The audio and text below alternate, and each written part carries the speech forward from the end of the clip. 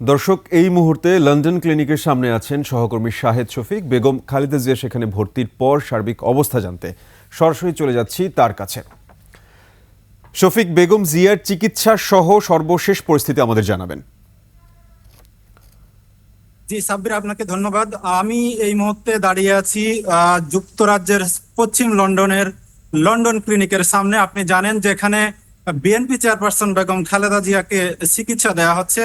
আপনি জানেন আজকেই লন্ডন সময় সকাল 9টায় বিএনপি চেয়ারপারসন লন্ডনের হিথ্রো এয়ারপোর্টে তিনি অবতরণ করেন।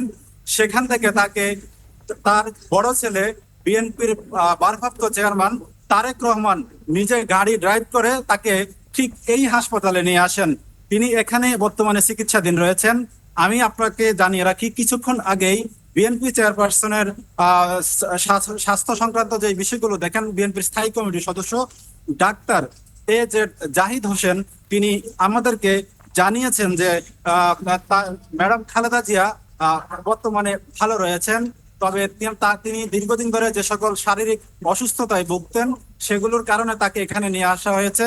তবে বাংলাদেশে তার যথেষ্ট চিকিৎসাগুলো হয়েছে, সেই চিকিৎসাগুলোর জন্য এখানকার ডাক্তাররা তাদেরকে ভূয়সী প্রশংসা করেছেন। তবে এখানকার ডাক্তাররা আরো জানিয়েছেন যে ওনার বেশ কিছু ট্রিটমেন্ট রয়েছে যেগুলো বাংলাদেশে হচ্ছে না, সেই ট্রিটমেন্ট গুলো করার জন্যই তারা এখানে নিয়ে এসেছেন।